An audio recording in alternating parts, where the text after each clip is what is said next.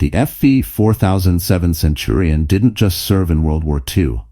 It conquered battlefields for over 4 decades. Dive into the incredible journey of the Centurion as we explore its role in WWII, the Vietnam War, and the Middle East conflicts. Find out why it earned the title of one of the greatest tanks of all time and how it stood up against enemy forces across different terrains.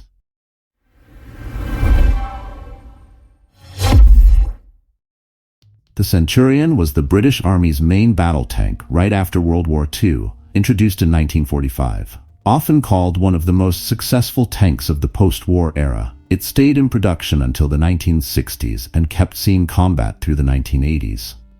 Its chassis even found new life in different roles, making it a versatile asset in the military.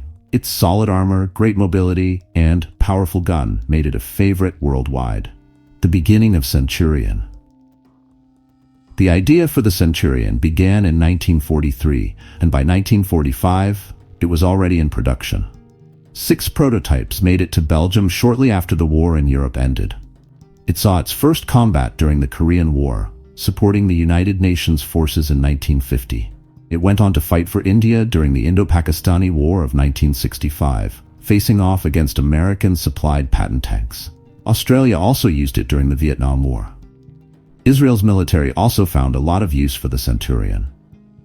It was involved in the Six-Day War of 1967, the Yom Kippur War of 1973, and conflicts in Lebanon in 1978 and 1982.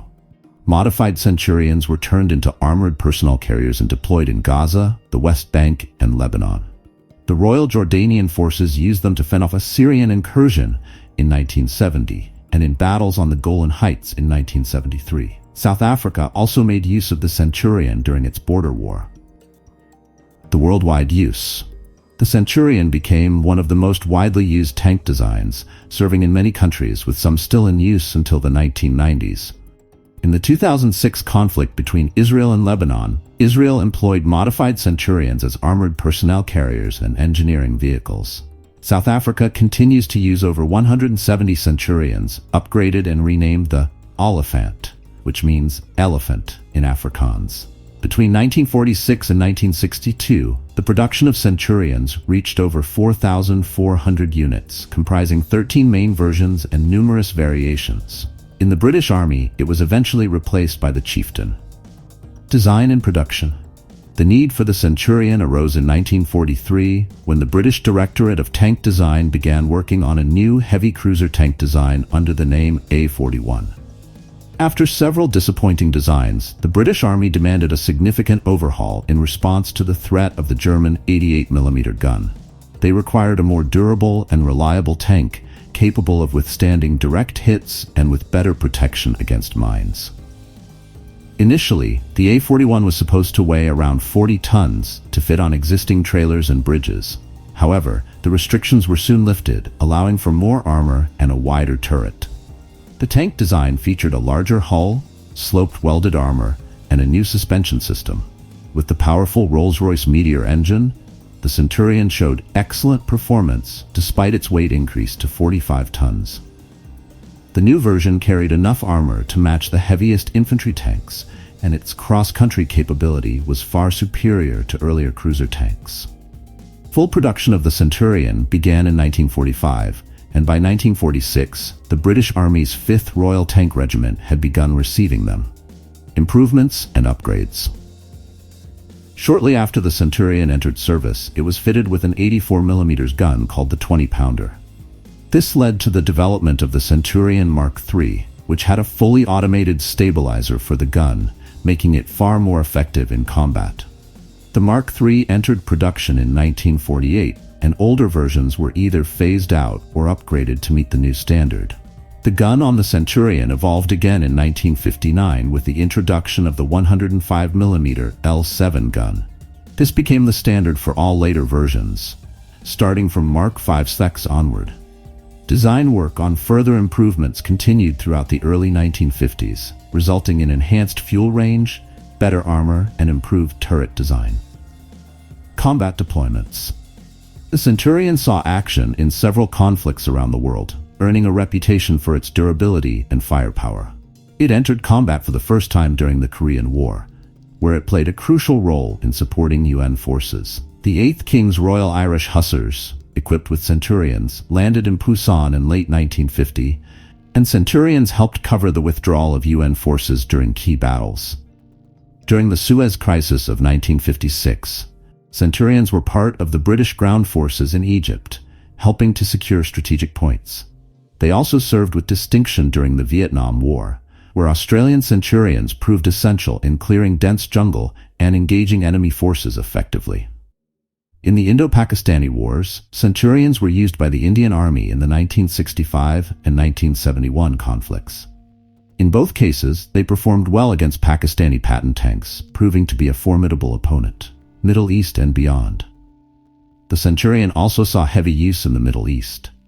Israel first acquired Centurions in the late 1950s and quickly upgraded them with more powerful guns and engines. These Shot tanks, as they were called, became iconic during the Six-Day War and the Yom Kippur War. Despite heavy losses, they proved instrumental in halting advancing forces, particularly during the fierce battles on the Golan Heights. Israel continued to modify the Centurion over the years, adding thicker armor, better engines, and improved fire control systems. By the early 1980s, Centurions had been converted into armored personnel carriers and combat engineering vehicles. They were used extensively during the Lebanon conflicts in the 1980s. Centurions around the world. Centurions found use not just with British forces, but also with several other countries.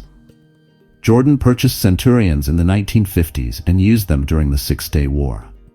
In 1970, they played a key role in pushing back a Syrian invasion during the Black September conflict. South Africa acquired Centurions in the 1950s and later upgraded them extensively, renaming them Oliphants. These tanks were deployed during the Angolan Civil War, where they faced off against Soviet-supplied T-54 and T-55 tanks. The South African Oliphants demonstrated impressive combat capabilities, holding their own against numerically superior forces. Sweden also used Centurions, designating them as Stridsvagn 81, 101, and 102, depending on the upgrades they received. These tanks served the Swedish military for decades until they were eventually replaced by more modern designs, adaptations, and legacy. The Centurion chassis was adapted for a variety of roles beyond the standard battle tank. Armored recovery vehicles, bridge layers, and engineering variants were all developed from the basic Centurion design. One notable version was the Centurion AVRE, equipped with a 165mm demolition gun for combat engineering tasks. This version served as late as the Gulf War in 1991. The Israeli modifications to the Centurion led to a whole family of specialized vehicles, including heavy armored personnel carriers like the Nagma Shot and Nakbadon, as well as the Puma combat engineering vehicle. These vehicles continued to serve in the Israeli military into the 21st century. Production and cost. The Centurion's development cost was relatively modest compared to other tanks of the era.